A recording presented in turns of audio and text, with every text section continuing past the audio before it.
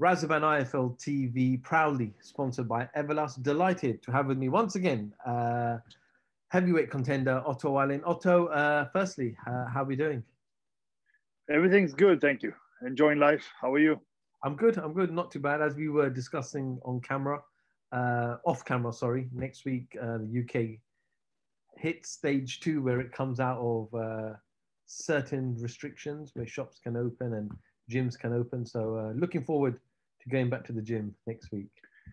Yeah, it's crazy. I mean, it sounds a lot more harsh over there than here in New York. I mean, the gym's been open here since maybe August or September last year. And so, I don't know. Wow. Tough. Complete different here in the UK. Yeah, crazy. Absolutely. Otto, I spoke to you a number of weeks ago, obviously fresh off the victory of Dominic Brazil. Any latest update from yourself? I know you're still training, you're still out in the States, but is there any latest developments on when you're out next? Not much, to be honest. Training, looking to fight maybe July and on Showtime. So that's what we're looking at. But no opponents yet, but probably somebody a little better than Brazil. So I think it would be a good opponent. By fighting on Showtime / PBC / Fox as well, obviously they still have heavyweights out there: Charles Martin, Andy Ruiz, Deontay Wilder. Is that the mix you kind of want to get yourself involved? Luis Ortiz as well. I think that's a natural, because I'm a Showtime. I'm not with the PBC. Yes, with Showtime, but they have a good connection with those guys over at the PBC. So Charles Martin, Ruiz, Ortiz, Wilder, more than them also. It's hard to bring everybody out, but I think they have a good stable, and it makes sense. Easy fights to make on the same network pretty much, and over here in the US. So I think that's what I'm looking at. I know Eddie Hearn has said in the past, when he heard that you beat Dominic Brazil, he said himself that Otto's a handful for any heavyweight. So across the pond, would you mind traveling maybe to the UK one day and taking on one of the top guys here? Yeah, I think that the UK has so much talent. Great heavyweights, Fury, Joshua at the top, but much more than them also. And that's something I would like to do. I know the UK fans are really good, maybe the best in boxing. So I would like to fight over there, but it's got to make sense for me to go over there, financially, and maybe a title eliminator or something. It's got to make sense for me. Bring all your Swedish supporters over as well. The Vikings are coming. It looks like it's going to happen. Andy Ruiz looks like he's really taking boxing serious again. He's training very hard. He's posting pictures of himself looking a lot leaner. Obviously training in Canelo's camp as well. So looks like he's going to fight Chris Arreola. Is that a good fight for Andy? I think it is. And I mean, Arreola's at the end, and I really think that Ruiz is a good fighter. I think that he did well when he beat Joshua. Not so good at the rematch. Now we'll see what happens. But I think he has all the talent. Anybody, but he has got to be committed. And we'll see. Maybe he's looking great now, but we'll see what happens at the fight and what happens after. So it's not just one fight. You always got to be dedicated to this sport. Otto, you're out there in the States. Obviously, we heard a lot about Deontay Wilder after the Fury fight over the last couple of months, where he spoke about his trainer and the issues and why he lost the fight. He's gotten a little bit quiet. We haven't heard from Deontay Wilder being any more vocal. But is there anything you're hearing from your side in terms of when do you expect Deontay Wilder to come back into the ring? Is he still waiting for the Fury outcome, etc.? I haven't heard anything. Honestly, I read about him every once in a blue moon, and I don't know. He's been very quiet. I'm not sure what's going on with him. Maybe he doesn't want to fight anymore. I mean, I have no idea. But it's unusual to have a guy like him that's just gone so quiet. I don't know. Absolutely. Otto, we saw Dillian Whyte return back to the ring 2 weeks ago, where he avenged his loss against Alexander Povetkin. Obviously, it was a devastating knockout that he suffered at the hands of Povetkin back in August. What did you make of firstly Dillian's performance? I think that Dillian, he impressed me. I mean, I thought that he was going to win a decision, but he just went in there and I mean took him out. And I mean, pretty impressive comeback from a knockout like that against the same guy in rematch and just knock him out, you know. And I mean, Povetkin wasn't even in the fight. I was expecting a little more from Povetkin, but at the same time, maybe it was Dillian that made him look that way. So, you know, respect to Dillian. I mean, he did a good job. Did you see much improvements? I know he's changed his team around slightly, brought a few additions on, notably Harold Knight, who obviously used to work with Lennox Lewis. But did you see any changes? Did you see him do anything different to make sure that he was victorious at the end of the fight? I was a little concerned for him because, you know, when you suffer a knockout like that, it's important that you have a team that you trust, and you know that you know them and they know you, and you have mutual trust. And I wasn't sure that they had that because, yeah, I think that was the first fight they had together when he got knocked out. So I think that I felt like that was going to play a factor, but obviously it didn't. It worked out good for him.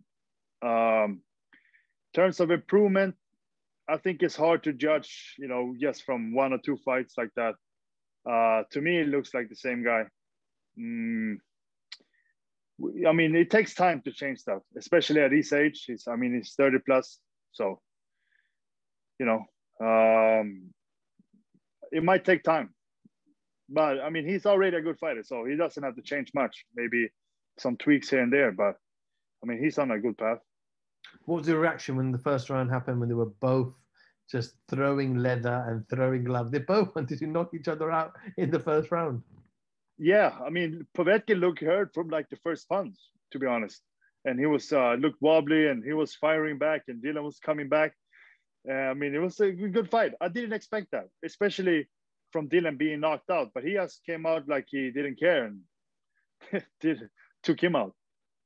We'll come to Dillian in a moment, but what do you think Povetkin should do now? He's been with the very best. He's won the WBA title in the past. His only losses are Klitschko, Joshua, and White. He's done everything in the amateur and professional game now. What does Povetkin carry on doing? Does he carry on fine? Does he call it a day, do you think? I mean, whatever he does, I mean, I don't know. I mean, if I was him, I would consider retirement. But, you know, this is a sport that maybe he loves so much that he wants to continue. Then, I mean, it's up to him. I think that, you know, people shouldn't be too fast to tell other people what to do. I mean, he's a grown man. He's made good money. Maybe he loves the sport, and maybe he just wants to stay in it and continue fighting. I'm not the one to tell him what to do. He can do whatever he wants to, and I mean, I'm sure he's considering retirement. But we'll see what happens. Is he gonna get to that elite level, like a world champion level now? I don't think so. But he's been there. So I don't think he's getting any better now, but he's still a top heavyweight and a good fighter, but whatever he wants to do. I mean, I don't blame him if he keeps fighting. We've seen Dillian White call out Deontay Wilder and saying, I want that fight.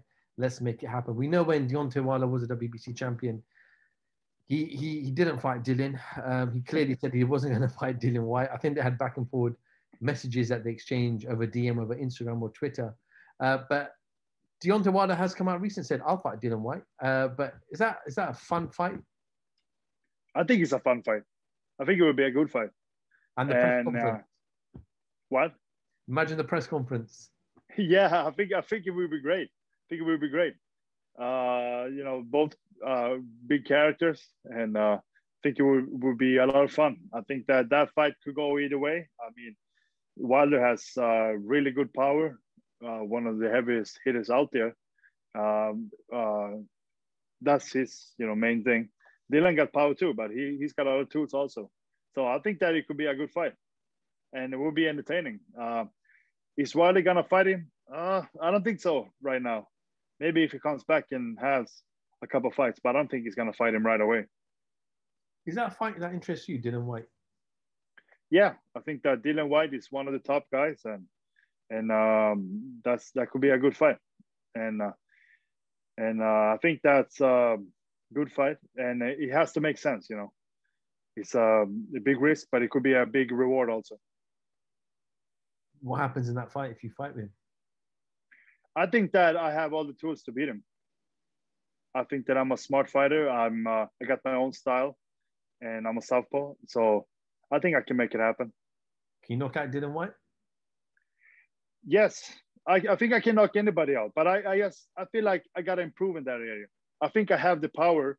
I just think that with experience now, I think that I had to become a better finisher also. So I think that's some things that I can improve on. But I think that I'm as strong as these guys are, and I got the same power. I just gotta believe in it and make it work for me. Another fight taking place towards the end of this month, or rather 1st of May. Derek Chisora, a fighter that doesn't go away. You know, a lot of people thought 5-6 years ago when he lost to David Haye that was the end of Derek Chisora. It looks like he's got a resurgence all of a sudden, and he's still fighting. He fought Usyk, he fought Dillian White twice, Takam as well, and now he's up against Joseph Parker. Joseph Parker coming off a victory over Junior Fa, but both fighters have made changes in the camps. Andy Lee, Derek's changed his team as well. So it's another great fight in the heavyweight division. It is a great fight, and we'll see what comes out with Andy Lee and Parker. You know, I'm not a big fan of like changing trainers a lot, but I believe he only has one trainer, so now he's got a new team. See how he adapts, and I mean, it's very soon to change a trainer this close to a big fight like that. So we'll see what happens. But I mean, Andy Lee is probably a good trainer. He's also training with Joey, that's my trainer, so I know that he knows some stuff. So I think it will be interesting. Like you said, Chisora, he doesn't go away. He's a brawler. He's always gonna be there, and he likes to fight. And I think that there could be a pretty good fight too. You know, I don't see a clear winner, to be honest. I think that Parker is a great boxer, but Chisora, a strong guy, brawler, and we'll see what happens.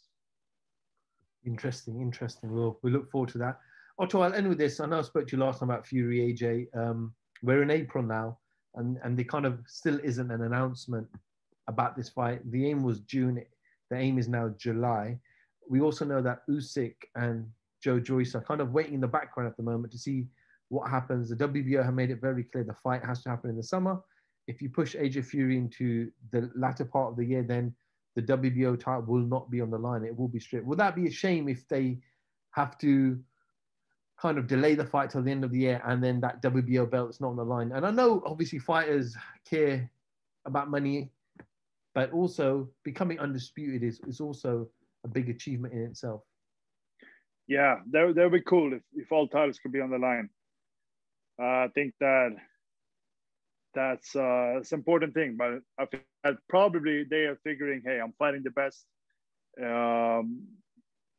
maybe of this era. So whoever wins, you know, it should be considered the undisputed champion. But it would be nice to have all the titles on the line.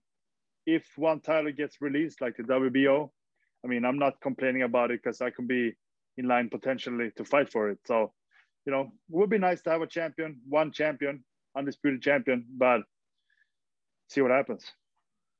There's also talks that obviously if after the first fight, when they have the second fight, that most of the belts will just kind of almost get fragmented amongst, well, back to the organization. The organization will then call their number one and number two to fight. Is that better for fighters like yourself when all the belts are with various fighters and governing bodies still have them, and then you've got the opportunity to still fight for them?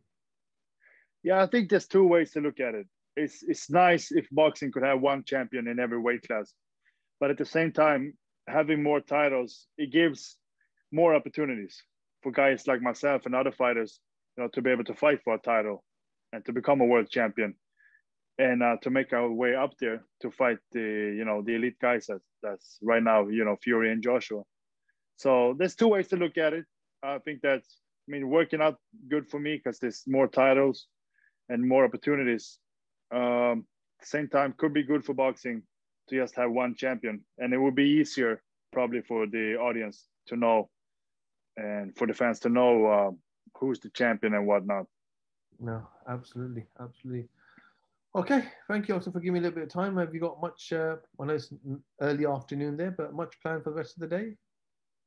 Not much. I'm only training once today, so that's nice. I just came back from a nice lunch with a buddy, and I got a VR set, so I'm gonna put that on now and play some. It's a game called Population One. It's like Fortnite, and it's a lot of fun. So I'll be doing that for the rest of the day, I think. Well, Tom, all the very best, my man. Take care of yourself, and I'm sure I'll catch up with you as soon as you have a fight announced. Sounds good. Thank you for having me. Otto Wallin, IFL TV. Thank you very much.